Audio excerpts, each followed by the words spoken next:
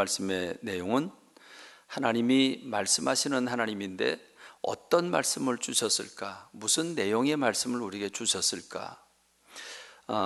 그런데 한 가지 문제가 있습니다. 여러분, 주님이 이미 하신 말씀만도 성경 한 권인데 이 성경이 한 권이 아니라 66권이죠. 저자도 40여 명에 이르고 그리고 기간도 수천 년 걸려서 기록된 성경인데, 여러분이 이 성경 말씀 이렇게 두꺼운 이 얇은 종이로 두꺼운 성경책, 이게 1189장이고 이걸 문장으로 따지자면 헤아릴 수 없는 수십만 문장이 될 텐데, 그러면 주님이 하신 말씀을, 이 많은 말씀들을 우리가 어떻게 간추려서 요 20-30분 동안 이야기할 수 있을까 하는 것이죠. 전 그래서 이 말씀을 좀 더 정리를 해보았습니다. 어떻게 정리를 했냐면 시대별로 정리를 했습니다. 처음에 한 2000년 살던 사람들, 그 다음에 아브라함부터 구약이라고 이르는 이스라엘 백성들에게 하신 말씀, 그 2000년입니다. 그리고 예수님이 오셔서 신약시대를 시작하시면서 이 신약시대를 살아가는 사람들에게 주신 예수님의 말씀, 이렇게 시대를 세 구분해 보았습니다. 자, 성경적으로 보면 우리 사람들이 이 땅에 내려보냄을 받고 살기 시작한 지 6000년이 되었습니다. 6000년인데 물론 여기서 여러분들이 혼동될 수 있습니다. 과학자들이나 일반 사람들은 이 지구가 형성되기까지 수억 년 걸렸다고, 그리고 사람이 살기 시작한 것도 수만 년 있었다고 얘기를 합니다.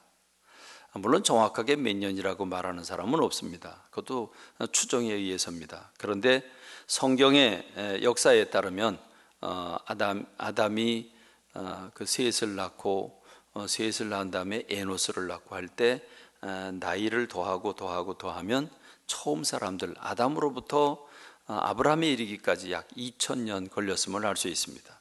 그리고 아브라함부터 500년 지나서 이스라엘 백성들이 출애굽을 하고 500년 지나서 나라를 세우게 되는데 사울 왕을 통해서 나라를 세우게 되죠. 그리고 1000년의 세월이 흘러서 예수님이 이 땅에 오시게 됩니다. 이 처음 시대 2000년, 그 다음에 이스라엘을 통한 구약 시대 2000년, 그리고 지금 우리가 살고 있는 신약 시대 2000년. 자, 이 세 구분으로 나누어 볼 때 처음 사람들에게 주신 말씀은 아주 일맥상통합니다. 한 가지 말씀만 주셨습니다. 그것은 하나님께서 아담과 하와를 창조하시고 아담과 하와를 쳐다보면서 첫 번째로 하신 말씀, 그 말씀입니다. 여러분 잘 알고 있는 말씀인데 창세기 1장 27절로 28절의 말씀을 보면 하나님의 형상대로 사람을 창조하시고 그에게 복을 주시면서 하신 말씀이 생육하고 번성하고 땅에 충만해라. 그리고 하나님이 만드신 이 모든 생물들을 다스려라 라고 말씀을 하십니다. 그러니까 복을 주시면서 생육하고 번성하고 땅에 충만해라, 생물을 다스려라. 다시 말하면 복을 주시면서 주님이 하신 말씀은 이렇게 하면 행복할 수 있다라는 말씀을 주신 겁니다. 그 말씀이 바로 27절 28절의 말씀인데, 한마디로 말하면 하나님이 창조하신 피조세계를 섬김으로써 청지기적인 사고로 세상을 섬길 때 너희들이 행복을 맛볼 수 있다라고 말씀을 해주신 겁니다. 근데 우리는 자르고 밟고 내 마음대로 정복을 함으로써 우리는 행복을 얻는 거라고 생각하지만 하나님은 아니다. 너희가 낮아져서 땀 흘려 섬기고 땀 흘려 나누고 배려하고 그럴 때 네가 행복할 수 있다라고 말씀해 주셨습니다. 그리고 여기에다가 한 가지를 더 추가해 주시지요. 그게 바로 선악과입니다. 생육하고 번성하라, 다우스 만물을 다스리라고 말씀하시면서 이 모든 동산에 있는 나무 열매는 다 먹어도 좋은데 저 중앙에 있는 선악을 알게 하는 나무만큼은 먹지 마라. 저걸 먹으면 정령 죽으리라 그랬습니다. 하나님이 좀 약간 심술구 주신 것 같아요. 우리가 먹을 걸 뻔히 알고 우리를 옥죄려고 주님이 저걸 주셨구나. 뭐 이렇게 해석할 수도 있겠지만 전혀 아닙니다. 사실은 선악과를 주신 것은 이 모든 거 다 너희가 다 먹어도 좋다. 이건 내가 너희들에게 준 거다. 준 건데 내가 너희들에게 줬다는 사실을 인정해라. 그리고 내가 너희들의 주인이라고 하는 걸 존중해 줘라. 그래서 내가 너희들에게 부탁한 이 말, 이 언약, 이 약속, 이걸 존중해 줘라. 내 말을 지키고 나를 존중하면 너희가 행복할 수 있다. 이 말씀을 주신 겁니다. 그러니까 세상을 섬기고 하나님을 섬기는데 하나님의 인생의 주인이시고 인생에 복 주시는 분이라 하나님의 말씀을 존중히 여겨라. 그럼 너희가 행복할 수 있다. 이 말씀을 주신 겁니다. 자, 그런데 선악과를 따먹었습니다. 선악과를 따먹고 쫓겨났습니다. 이 세상에 보냄을 받고, 그리고 1500년의 세월이 지나가면서 사람들은 하나님이 주신 이 행복이라고 하는 개념을 완전히 바꿔치기를 했습니다. 하나님과 함께 하면서 하나님의 말씀을 소중히 여기면서 우주 만물을 다스리며 살아야 되는데, 먹고 마시고 즐기고 쾌락을 즐기는 이 성적인 쾌락 또는 먹고 마시는 육체적인 쾌락을 맛보는 것으로 하나님이 주신 이 행복의 개념을 바꿔버렸습니다. 그래서 하나님을 버립니다. 그리고 사람들은 세상 것들을 다 쪼개고 자르고 짓밟고 하면서 먹고 마시고 즐기는데 혈안이 되어 있습니다. 하나님이 이 세상을 바라보시고 도저히 견디실 수 없어서 내가 코로 숨쉬는 모든 걸 다 심판하리라. 그래서 물을 보내주셔서 그 홍수를 통해서 전 인류가 심판을 받습니다. 사람 때문에 코로 숨쉬는 모든 짐승들까지도 다 죽어지게 됩니다. 그렇습니다. 그래서 노아의 8 식구를 통해서 새로운 역사가 시작되게 되는데, 자, 이렇게 1년 동안 머무르던 이 노아의 방주가 머무르게 됐고 아라랏산에 도착을 했고, 도착을 한 뒤에 그들이 내려서 가장 먼저 하나님 앞에 예배를 올려드립니다. 그때는 우리 하나님께서 예배를 받으시고 그들에게 첫 번째로 말씀을 해주시는 게 뭐냐면 생육하고 번성하고 땅에 충만하라. 그러니까 한마디로 말하면 1500년이 지나갔는데도 불구하고 하나님이 사람들을 향한 애정이 변하지 않으셨다는 겁니다. 그러니까 너희가 섬기고 살아야 된다. 지배하고 짓밟고 정복하고 살아가는 게 아니라 섬기고 살아야 행복할 수 있다는 말씀을 다시 주셨습니다. 똑같이 주셨습니다. 똑같이 주시면서 주님은 주님의 약속의 말씀을 붙잡으라고 말씀해 주신 겁니다. 그런데 500년이 지나가면서 니무롯이라고 하는 사람이 나타나더니 하나님으로부터 모든 관심을 사람들에게 바벨탑을 쌓고 그 바벨탑 꼭대기까지 올라가서 하나님께 도전하자. 우리 힘으로 우리가 뭉쳐서 우리가 모든 걸 할 수 있다. 이러면서 하나님께 도전을 하게 되지요. 그래서 하나님은 노아에게 내가 다시는 이렇게 험악한 방법으로 세상을 심판하지 않겠다 약속을 하셔서 무지개를 주셨습니다. 약속의 무지개입니다. 주님은 그래서 다시 심판하지 아니하시고 지금 언어를 바꾸게 해서 말이 통하는 사람끼리 다 흩어져서 전 세계로 민족이 분리가 되게 된 겁니다. 자, 여기까지가 2000년입니다. 이 처음 2000년 역사 동안 주님이 주신 말씀은 일관성 있게 세상을 섬겨라. 서로 섬겨라. 서로 섬기고 청지기적인 마음으로 살아갈 때 행복할 수 있다. 다른 사람을 짓밟고 다른 모든 물건들을 또는 피조세계를 짓밟고 살아가면 불행해진다. 그러니까 섬기고 살아야 행복할 수 있다. 그리고 이 만물의 주인은 하나님이시다.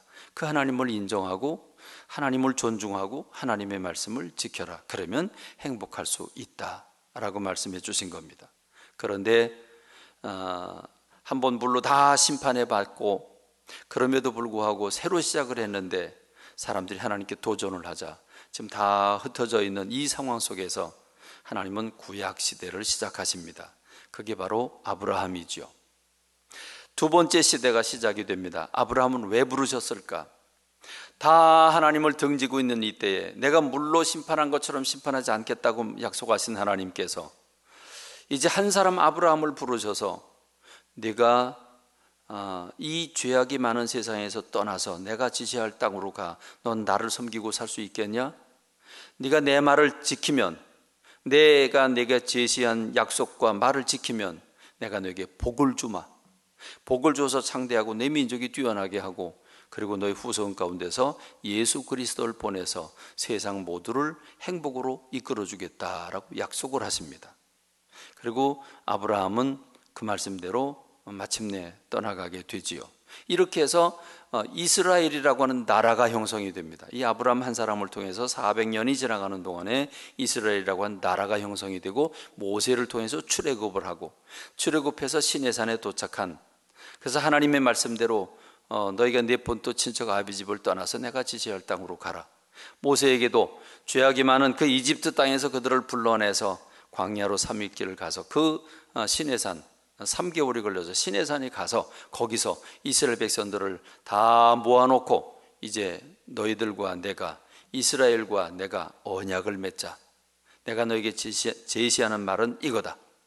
너희가 내 세계가 다 내게 속했는데 이스라엘 너 하나를 선택했다. 네가 내 말과 내 언약을 받고 지키면 그럼 너희는 내 소유가 되겠고 너희는 제사장 나라가 되고 거룩한 백성이 될 거다. 하겠느냐? 이스라엘 백성들이 지키겠습니다. 이렇게 해서 하나님과 이스라엘 백성들과 언약을 맺게 됩니다. 그리고 이스라엘 역사가 이루어집니다. 그런데 바로 이 현장에서 하나님이 이 시내산에서 그러면 너희들이 언약을 맺었는데 그래 너희들이 지켜야 할, 너희들이 반드시 지켜야 할 그 언약, 그 메시지를 내가 너희들에게 주겠다. 그리고 주님이 모세를 시내산으로 부르셔서 그 시내산에서 하나님이 직접 돌판에다가 하나님이 친히 새기셔서 모세의 가슴에 안겨줍니다. 그걸 가지고 내려오는데 그게 무엇입니까? 십계명이죠. 십계명입니다. 자, 우리 아동부 학생부 십계명입니다. 자, 십계명은 2개의 돌판으로 이루어져 있습니다. 사람들이 이 땅에서 하나님을 선택하고 살아가야 할, 이스라엘 백성들이 살아가야 할 핵심적인 메시지, 모든 계명들을 한꺼번에 묶어놓은 게 십계명이고 그걸 자세히 풀어서 놓은 게 율법이라 볼 수 있는데 십계명을 주셨습니다. 이 십계명은 돌판, 2개의 돌판으로 돼 있죠. 그럼 반반, 5개 기록했을 것 같은데 그렇지 않습니다. 첫 번째 돌판에는 네 가지의 계명이 들어있죠. 안식일을 기억하여 거룩히 지키라고 하는 이 4번째 계명까지, 첫 번째부터 4명까지는 하나님만 사랑하라고 하는, 하나님을 사랑하라고 하는 계명이 담긴 돌판을 주십니다. 그리고 2번째는 5번째부터 내 부모를 공경하라고 하는 말씀부터 내 이웃의 것을 탐내지 말라고 하는 말씀까지 6개를 주십니다. 자, 하나님을 사랑하라, 2번째는 이웃을 사랑해라. 이 2가지의 계명을 주셨는데 이걸 공통 분모를 빼보면 사랑하라 하는 메시지죠. 그러니까 하나님은 처음 시대 사람들에게 주신 말씀은 행복해라 하는 말씀이었습니다. 행복해라, 이렇게 하면 행복할 수 있다, 이 말씀 주셨는데 2번째 구약시대 사람들에게는 사랑해라 하는 말씀을 주신 겁니다. 2개의 돌판을 주시면서 사랑을 하는데 누굴 사랑하냐? 하나님을 사랑하고 이웃을 사랑해라. 그럼 너희가 행복할 수 있다. 근데 이스라엘은 어떻게 했습니까? 그 말씀대로 지키지 않았습니다. 하나님도 사랑하지 않았고 이웃도 사랑하지 않았습니다. 그래서 너희가 피 흘리는데 손이 빠르다, 너희가 남의 물건은 전당 잡고 너희가 가난한 사람을 신발 한 컬레 값으로 가난한 사람들의 생명을 빼앗고 이러면서 하나님 진노하시게 되죠. 그래서 전쟁에서 지게도 하고 남의 나라에 끌려가 포로 생활도 하게 하고 했는데 이스라엘 백성들이 깨닫지를 못합니다. 그래서 예수님께서 이 땅에 오시게 되잖아요. 이게 신약시대입니다. 자, 신약시대 예수님이 오셔서, 그러면 예수님이 오셔서 하신 말씀의 내용은 무엇일까? 예수님 오셔서 30년 동안 기다리셨다가 첫 번째로 사람들에게 나타나셔서 첫 번째로 하신 말씀이 있는데 그 첫 번째로 하신 말씀이 무엇입니까? 우리 다 같이 시작. 회개해라, 천국이 가까이 왔느니라. 마태복음 4장 17절의 말씀이죠. 천국이 가까이 왔다. 주님이 하나님께서 육의 몸을 입고 이 땅에 오셔서 사람들에게 하신 첫 번째 메시지가 천국이다. 천국. 천국은 무엇입니까? 행복이 넘치는 곳이 천국 아닙니까? 하나님의 나라, 행복이 넘치는 곳 천국. 그러니까 하나님의 말씀은 일관성이 있습니다. 처음 사람들에게도 행복해라, 두 번째 구약시대 사람들에게도 행복해라. 행복하려면 어떻게 해야 될까? 하나님을 사랑하고 이웃을 사랑해야 된다. 동일한 말씀 주셨어요. 그런데 예수님이 오셔서 회개해라. 너희들이 지금까지 살아가는 방법, 이 방법 가지고는 행복하지 못하다. 서로 싸우고 뺏고 으르렁거리고 권력을 움켜쥐고 죽이고 이래가지고 너희가 행복할 수 있겠냐? 아니다. 회개해라. 천국이 가까이 왔다. 그리고 주님이 딱 한 가지의 말씀으로 압축할 수 있는데, 내가 너에게 새 계명을 주노니 너희는 서로 사랑해라. 이 말씀을 주신 겁니다. 행복하라고 말씀 주시고 있습니다. 서로 사랑하라고 말씀하고 계십니다. 그런데 우리가 사는 세상의 모습은 어떻습니까? 제일 힘있고 잘난 사람들이 모인 데가 여의도지요. 여의도의 현실은 어떻습니까? 싸우기 위해서 태어난 사람들 같아요. 그렇죠? 거짓말하기 위해서 태어난 사람들 같아요. 그러니까 이 세상의 모습에 압축을 해놓은 데가 여의도 아니겠습니까? 전국에서 똑똑한 사람만 모이고 힘 있는 사람만 모였는데 거기가 전쟁터예요. 거기만 그렇습니까? 기업하는 건 전쟁터 아닙니까? 어떻습니까? 오늘 우리는 매일매일 우리 안방까지 들려오는 그 뉴스를 보면 전부 성폭행하고 죽이고 살인하고 뺏고 아니 좀 좋은 거 좀 틀어주면 좋은데 맨날 나쁜 것만 보여줘요. 이게 오늘 우리가 사는 세상의 모습이지요. 무엇입니까? 뺏고 빼앗기고. 그래서 오늘 성경 말씀이 이렇게 얘기를 하죠. 악한 사람들과 속이는 자들은 더욱 악해져서 속이기도 하고 속기도 한다. 이게 세상의 모습이에요. 세상을 딱 한마디로 이렇게 표현하고 있습니다. 성폭행 하나만 생각해도 그렇습니다. 성이라고 하는 게 얼마나 소중하고 사랑하는 사람끼리 영원히 복을 누릴 수 있는 정말 하나님의 복의 통로인데, 자기의 잠깐 동안의 그 쾌락을 얻기 위해서 한 사람의 그 삶의 질을, 평생 동안의 삶의 질을 짓밟아 버리는 거 아니겠습니까? 정말 잔인하고 정말 이기적이고 정말 있을 수 없는 사건이 성폭행입니다. 여러분, 이게 지금 오늘 우리가 사는 세상에 얼마나 비일비재하게 이 성폭행 사건이 일어나고 있습니까? 힘 있는 사람들 세계에서 말입니다. 무슨 말입니까? 오늘 우리가 사는 세상이 서로 사랑하는 게 없어요. 하나님을 존중하지 않아요. 이런 세상입니다. 더욱 악해져서 속기도 하고 속이기도 한다.